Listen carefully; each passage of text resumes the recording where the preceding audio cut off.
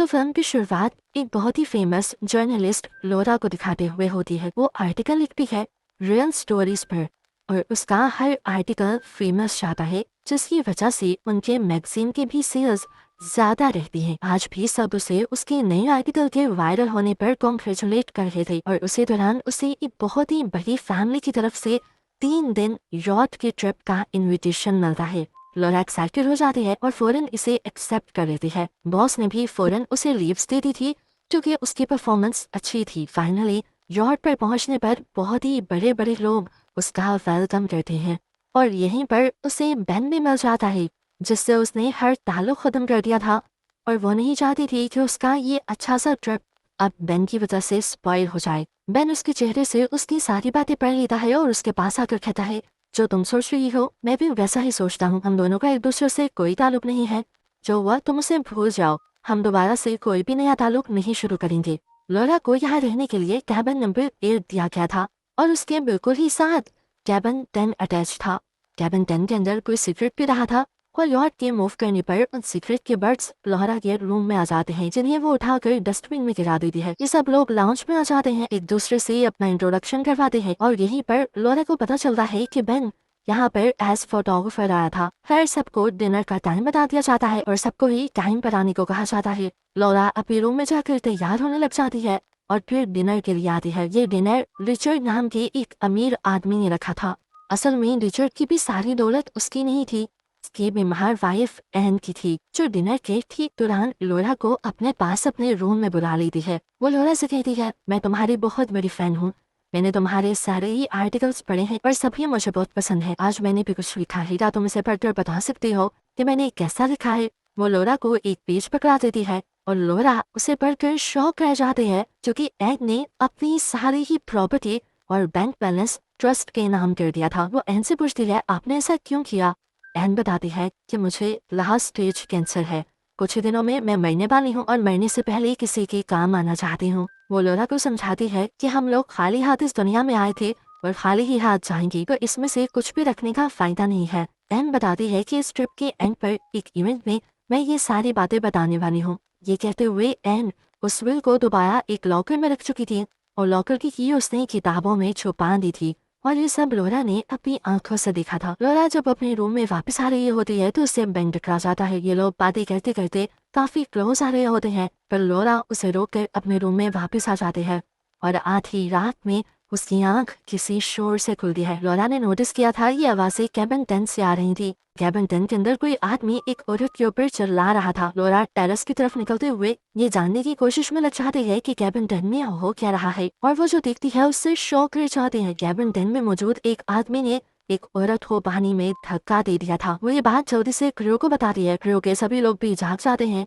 और लोरा की बताई लड़की की तलाश में लग जाते हैं, लेकिन आसपास पानी में उन्हें कोई भी नहीं मिलता। लोरा उन्हें यकीन दिलवाते हैं कि मैंने अपनी आंखों से उस लड़की को पानी में गिरते हुए देखा है। ये सुनते हुए क्रू पहले सभी मेहमानों का डाटा चेक करने लगते हैं। पता चलता है कि जितने मेहमान यहाँ पर इनवाइटेड थे, सारे ही मेहमान और क्रू मेंबर्स यहाँ पर पूरे थे। इसी वजह से कैबिन क्रू को लगता है कि या तो लोरा ने बुरा ख्वाब देखा है या फिर उसे हेलुसिनेशंस हो रही है। लोरा अभी भी श्योर थी कि कैबिन 10 में से कोई गिरा था। क्रू के लोग उसे बताते हैं कि कैबिन 10 तो कभी खुला ही नहीं। वो कहते हैं डिनर पर जाने से पहले कोई मेरा पीछा कर रहा था। मैं खुद छुपने के लिए कैबिन 10 के अंदर गई थी। कैबिन 10 खुला हुआ था और मैंने वहाँ पर एक लड़की को शॉवर लेते हुए भी देखा था। आप लोगों को मुझ पर यकीन नहीं आ रहा ना? वहाँ पर किसी ने सिगरेट भी पी थी और पहले ही दिन सिगरेट के फिल्टर्स आकर मेरे रूम में गिरे थे। वो अपनी डस्टबिन चेक करती है तो फिल्टर्स उसमें नहीं थे। साफ जाहिर था कि कोई ये सब छुपा रहा था।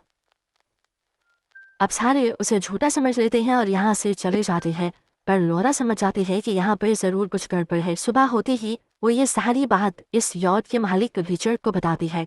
लोरा के कहने पर रिचर्ड पूरे क्रू को बुलाता है, सारी ही गेस्ट की लिस्ट चेक करता है, सीसीटीवी फुटेज देखता है, लेकिन रात की ही तरह उसे भी लोरा की बात पर यकीन करने के लिए कोई सबूत नहीं मिलता। कंफ्यूज होकर अब वो एम के पास चली गई थी। वो एम को ये सारी बातें बताती है, लेकिन आज तो एम का भी बिहेवियर उसके साथ काफी अजीब था। एन उससे कहती है, मैं आज मेडिसिन ले चुकी हूँ और अब मुझे किसी की भी कोई बात समझ नहीं आएगी। मैं सोने जा रही हूँ। परेशान होकर लोरा अपने फ्रेंड के पास आ जाती है और उसे सब बातें शेयर करती है। तो बेन उससे कहता है, प्लीज लोरा तुम इन सब के चक्रों में मत पड़ो, ये लोग बहुत अमीर हैं तुमने इनके साथ पंगा किया तो तुम्हारा पूरा करियर तबाह हो जाएगा। तुम क्या फिजूल कामों में पड़ गई हो? काम से तो छुट्टी लेकर आई थी तुम, तो फिर एंजॉय करो ना, काम क्यों करने लग गई हो? नोरा के माइंड में अभी भी अपनी ही बातें चल रही थी और वो बेन से कहती है, तुमने पूरे इवेंट की पिक्चर्स ली है, जरा मुझे वो पिक्चर्स तो दिखाओ। इन्हीं पिक्चर्स में फाइनली लोरा को वो लड़की दिख जाती है जिस लड़की को उसने कैबिन 10 में देखा था। वो ये पिक्चर जाकर फौरन ही रिचर्ड को दिखाती है, लेकिन रिचर्ड कहता है कि हमने इस शक्ल की लड़की को देखा ही नहीं। दोबारा कोई उस पर बिलीव नहीं कर रहा था।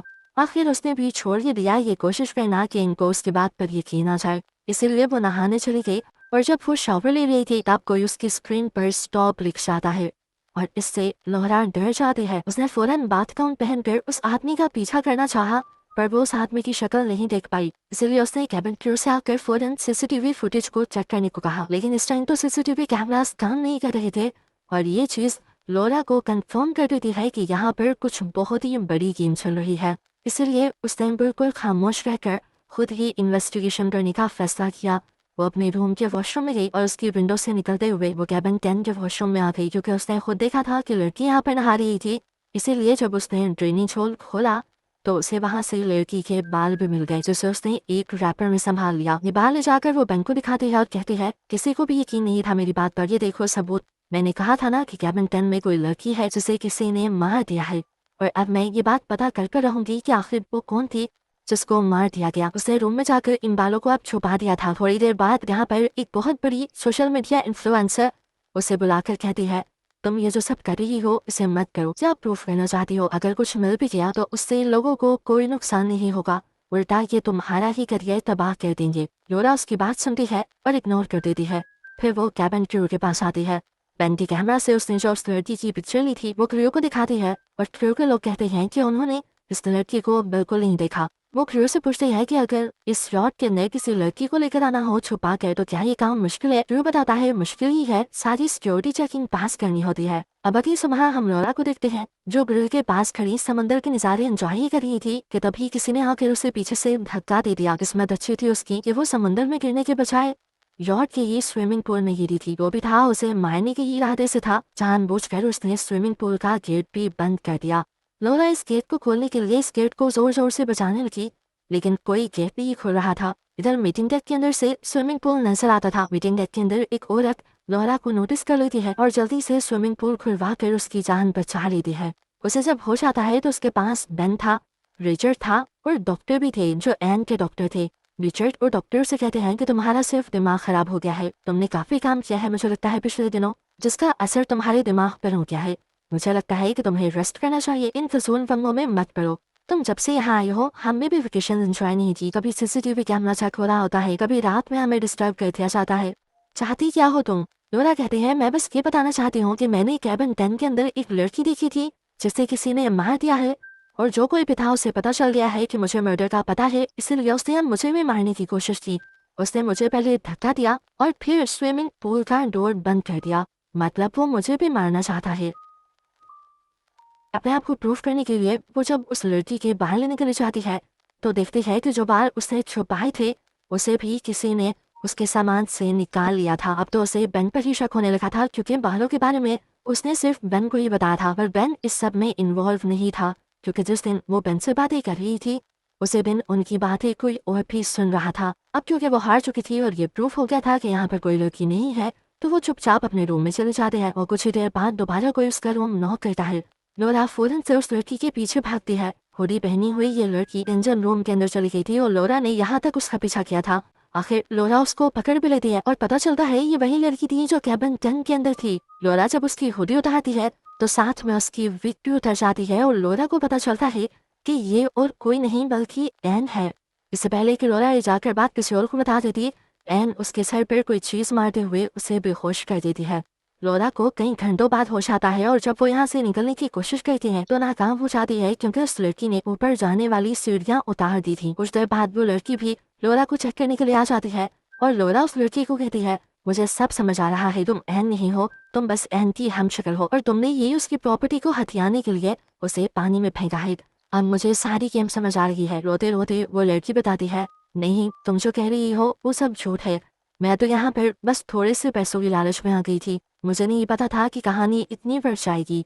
वो बताते हैं कि मुझे यहाँ पर एन का हस्बैंड रिचर्ड लेकर आया था और यहाँ पर दोबारा से लोरा को सारी कहानी समझ आ जाती है कि रिचर्ड ऐसा क्यों कर रहा था। एन जो कि अपनी सारी प्रॉपर्टी ट्रस्ट को देने वाली थी, तो ये चीज रिचर्ड को कबूल नहीं हो रही थी। एन ने अपनी वसीयत एक इवेंट के अंदर सबको बतानी थी और उस वसीयत से पहले पहले ही रिचर्ड ने एन जैसी दिखने वाली एक लड़की ढूंढी और उसे बस एन बनकर इवेंट पर स्पीच देने को कहा, जो स्पीच भी रिचर्ड ने उसे लिखकर देनी थी। इस स्पीच में बस उसे यही कहना था कि मैं यानी एन अपनी पूरी प्रॉपर्टी अपनी मर्जी से रिचर्ड के नाम कर रही हूँ। लोरा यहाँ पर उसे रोकती है उससे बात करने के लिए, लेकिन तभी ये लड़की कैप पहनकर एन बनते हुए पार्टी में चली जाती है। बेन भी लोरा के लिए काफी परेशान हो रहा था क्योंकि कल शाम से वो भी नजर नहीं आई थी। वो जब उसके रूम में चेक करने के लिए जाता है तो अंदर से डॉक्टर मेहता निकलते हैं। वो बताते हैं कि लोरा की तबीयत काफी खराब है, मैंने उसे इंजेक्शन देकर सुलाया है, तुम अभी उससे नहीं मिल सकते। दरअसल वो जानते थे कि लोरा रूम में नहीं है और इसीलिए वो परेशान थे क्योंकि वो रिचर्ड के साथ मिले हुए थे। रिचर्ड डॉक्टर से कहते हैं कि जैसे ही वो लड़की मिले उसे जहर का इंजेक्शन देकर मार देना। वो लड़की जो एन बनी हुई इसी रूम के वॉशरूम में थी, वो सारा प्लान रिचर्ड का सुन चुकी थी और समझ गई थी कि ये लोग लोरा को मार देंगे। इसलिए आधी रात में सबके सोते ही वो लड़की लोरा के पास आती है और उसे बता देती है कि ये लोग तो भी मारने का प्लान कर रही है। लोरा उसे कहती है फिक्र मत करो, मैं तो किसी तरह बच जाऊंगी, लेकिन असल खतरा तुम्हारी जान को है। जैसे ही तुम उनका मकसद पूरा कर दोगी तुम उनकी बहुत बड़ी राहदार बन जाओगी और ऐसे लोग अपने राजदारों को छोड़ते नहीं हैं बल्कि मार देते हैं। वैसे भी तुम उसकी वाइफ एन के मर्डर की विटनेस भी हो। ये बातें सुनकर वो लड़की रोने लग जाती है और एन उससे कहती है लेकिन तुम फिक्र मत करना, मैं तुम्हें बचा लूंगी और सजा असल मुजरिमों को ही मिलेगी। लोरा इस लड़की की मदद से यहाँ से बाहर निकल जाती है और सबसे पहले एन के रूम में जाकर उसकी लाइब्रेरी से वो चाबी निकालती है और उसका पर्सनल ड्रॉर खोलते हुए उसकी विल निकाल कर छुपा लेती है। और इससे पहले कि वो यहाँ से भाग जाती, डॉक्टर मेहता और रिचर्ड उसके पीछे पड़ जाते हैं उसे मारने के लिए। डॉक्टर मेहता के हाथ में इस टाइम जहर का इंजेक्शन था। वो शिप के कॉरिडोर में लोरा का पीछा कर रहे थे, लेकिन तभी दूसरी तरफ से यहाँ पर बेन भी आ जाता है जो लोरा की जान बचाने के लिए डॉक्टर मेहता को पकड़ लेता है और डॉक्टर मेहता के हाथ में मौजूद इंजेक्शन बेन को लग जाता है और बेचारा बेन लोरा के पीछे मारा जाता है। और यहाँ से लोरा अपनी जान बचाने के लिए समुंदर में कूद जाती है जिसका पानी बहुत ज्यादा ठंडा था। रिचर्ड परेशान हो जाता है कि अब लोरा को कैसे पकड़े, तो डॉक्टर मेहता उसे कहते हैं अब तो टेंशन की बात ही नहीं, इतने ठंडे पानी में कोई भी इंसान सरवाइव नहीं कर सकता, अब तक वो मर चुकी होगी। रिचर्ड भी टेंशन फ्री हो जाता है, लेकिन लोरा को तो हम इसी ठंडे पानी के अंदर तैरते हुए देख लेते हैं। काफी देर की मेहनत के बाद वो किनारे पर भी आ जाते हैं और किनारे पर उसे एक छोटा सा घर मिल जाता है जहाँ पर वो रात को रहती है। दूसरी तरफ अब हमें रिचर्ड को भी दिखाया जाता है जो अपनी यॉट को लेकर फाइनली उस जगह पर आ गया था जहाँ पर इन्होंने इवेंट रखना था। उस इवेंट के अंदर एन में अपनी वसीयत सबको बतानी थी। अब वो लड़की जो एन बनी हुई थी बीमार होने का ड्रामा करते हुए रिचर्ड का सहारा लेकर स्टेज पे आती है और यहाँ पर अपनी स्पीच शुरू करती है। इस स्पीच में वो सबको वही बताती है जो रिचर्ड ने उसे कहा था कि मैं अपनी मर्जी से अपनी सारी प्रॉपर्टी अपने हस्बैंड रिचर्ड के नाम करने वाली हूँ। इससे पहले कि वो लड़की को झूठ बोलती, रिचर्ड उसकी बात काटते हुए सारे मेहमानों से कहता है कि मैं एन से बहुत ज्यादा प्यार करता हूँ और मैंने हर वो कोशिश की है जिससे एन का इलाज हो सके और मैं अभी भी पुरुम्मीद हूँ कि एन ठीक हो जाएगी। उसकी इसी स्पीच के दौरान उसे शौक लगता है जब लोरा यहाँ पर आ जाती है जिसे वो समझ रहे थे कि मर गई होगी। लोरा कहती है मुझे माइक चाहिए, मुझे कुछ बोलना है। रिचर्ड उसे बोलने से मना कर देता है, तो यहाँ पर एन बनी हुई लड़की कहती है कि लोरा को बोलने का मौका मिलना चाहिए। माइक पकड़कर लोरा एन की असल विल निकालती है और यहाँ सभी लोगों को सुनाने लग जाती है जिसमें एन ने अपनी सारी प्रॉपर्टी एक ट्रस्ट के नाम कर दी थी। अब लोरा एन बनी लड़की से पूछती है एन क्या आपने ये लेटर खुद लिखा है? वो लड़की मान जाती है और कहती है हाँ ये मैंने खुद ही लिखा है। ये सुनकर रिचर्ड को गुस्सा आ जाता है और गुस्से में वो बोल देता है ये लेटर कैसे लिख सकती है जब ये एन है ही नहीं। ऐसे उसका झूठ पकड़ा जाता है। उसका धोखा सभी लोगों के सामने आ जाता है कि जरूर उसने प्रॉपर्टी के लिए अपनी वाइफ को मार दिया और वो उसकी हमशक्ल लड़की को पैसे देकर ये सब बुलवाने के लिए यहाँ लाया था। रिचर्ड को भी ये बात समझ आ गई कि अब सभी लोग उसे यहाँ से जाने नहीं देंगे, इसीलिए वो एन बनी उस लड़की के गले पर चाकू रखते हुए उसे हॉस्टेज बनाकर यहाँ से बाहर ले जाता है। एक औरत जल्दी से उठकर पुलिस को कॉल करने की कोशिश करती है, लेकिन पुलिस को यहाँ आने में टाइम लग सकता था। रिचर्ड उस लड़की को लेकर भाग रहा था। अब एन की पर्सनल असिस्टेंट जिसके पास यौन की भी सिक्योरिटी थी, वो रिचर्ड को मारने के लिए गोली चलाती है, लेकिन उसका निशाना चूक जाता है और रिचर्ड फिर भी यहाँ से चलता रहता है। तभी यहाँ पर भागती हुई लोरा आती है और अपने हाथ में पकड़े हुए रॉड से रिचर्ड के ऊपर हमला कर देती है, जिससे वो बेहोश हो जाता है। एन बनी हुई उस लड़की की जान बच जाती है और यहाँ पर पुलिस आकर रिचर्ड को अरेस्ट कर लेती है। फाइनली लोरा का मकसद पूरा हो गया था। उसने ये भी साबित कर दिया था कि केबिन 10 के अंदर लड़की थी, और उसने ये भी साबित कर दिया था कि उस दिन उस यॉट पर एक लड़की का मर्डर हुआ था और वो लड़की एन थी। इस सब के मुजरिम को भी उसने पुलिस को पकड़वा दिया था और अब उसका काम खत्म हो गया था।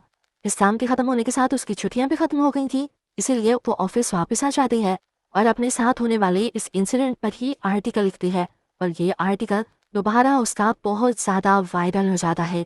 इस आर्टिकल में उसने सब के बारे में बताया था और साथ ही सबसे ज़्यादा दुख बेन का किया था, जो बेकसूर ही इस सारे सिस्टम में मारा गया था। लोरा बेन को और उस वाकये को कभी नहीं भूलने वाली थी। और बस इस तरह लोरा को ही दिखाते हुए ये मूवी यहाँ खत्म हो जाती है।